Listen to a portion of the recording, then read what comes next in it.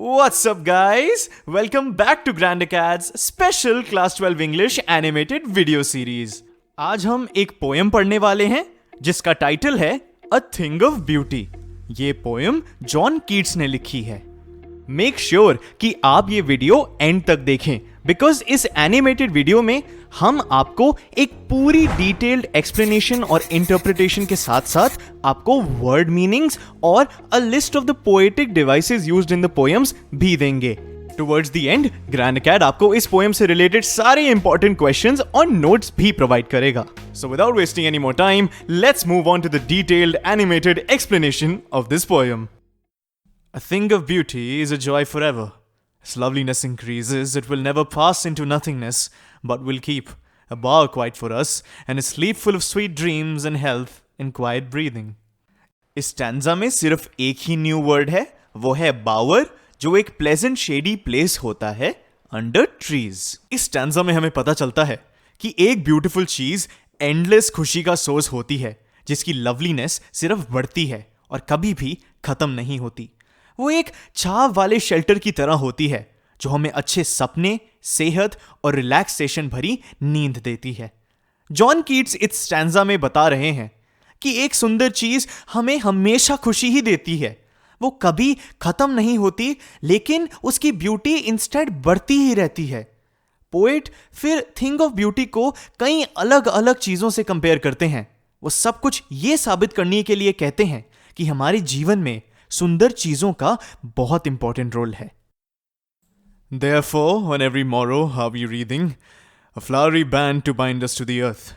Spite of despondence, of the inhuman dearth of noble natures, of the gloomy days, of all the unhealthy and o'er-darkened ways, made for our searching, yes, in spite of all, some shape of beauty moves away the pall from our dark spirits. Morrow का मतलब होता है the time following an event. Despondence का मतलब होता है a state of low spirits और hopelessness. Wreathing का मतलब होता है टू कवर और सराउंड समथिंग. हम हर सुबह फूलों का एक रीद मतलब हार बनाते हैं और उसे खुद को इस धरती से बांध देते हैं. निराशा, नोबल स्वभाव वाले लोगों की कमी, उदास दिनों, अनहेल्दी और अंधेरे रास्ते होने के बाद भी सुंदर चीजें हमारे ऊपर से वो अंधेरी वाली फीलिंग्स हटा देती हैं. इस स्टैंजा में पोएट कहते हैं कि रोज सुबह हम सुंदर चीजों को साथ मिलाकर एक फ्लावर बांध देते हैं जो हमें खुशियां देता है. हमारी लाइफ में अनहैप्पी मोमेंट्स आते हैं जब हमें अनहेल्दी रास्ते, ग्रीफ या फेलियर भी फेस करने पड़ते हैं, पर इन सब के होने के बाद भी सुंदर चीजें हमसे ये दुख दूर ले जाती हैं और हमें जॉय और पीस देती हैं. Such the sun, the moon, trees old and young, sprouting a shady boon for simple sheep, and such are daffodils, with the green world they live in, and clear rills, that for themselves a cooling covert make, against the hot season the mid-forest break, rich with a sprinkling of fair musk rose blooms. Rills का मतलब होता है small streams. सुंदर चीजें जैसे सूरज, चांद, innocent सी sheep को छाव देते हुए छोटे और बड़े पेड़ अपनी हरी सी दुनिया में डैफोडिल्स के फूल, क्लियर रिल्स यानी छोटी सी नदियों को जंगल के बीच की गर्मी को कूल करती हैं, जिसके किनारों पर फेयर मस्क रोज फूले हुए हैं.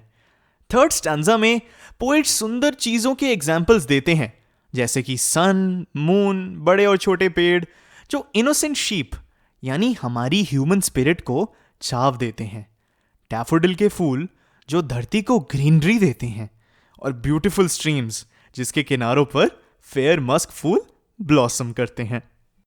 And such too is the grandeur of the dooms we have imagined for the mighty dead, all lovely tales that we have heard or read, an endless fountain of immortal drink pouring unto us from the heaven's brink.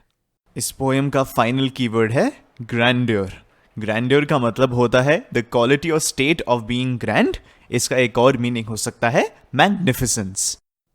कुछ वैसा ही है death का grandeur जो हमने and के लिए सोच रखा है. जो भी सुंदर कहानियां हमने सुनी या पढ़ी हैं वो हेवन के एक किनारे से बह के आ रही हैं.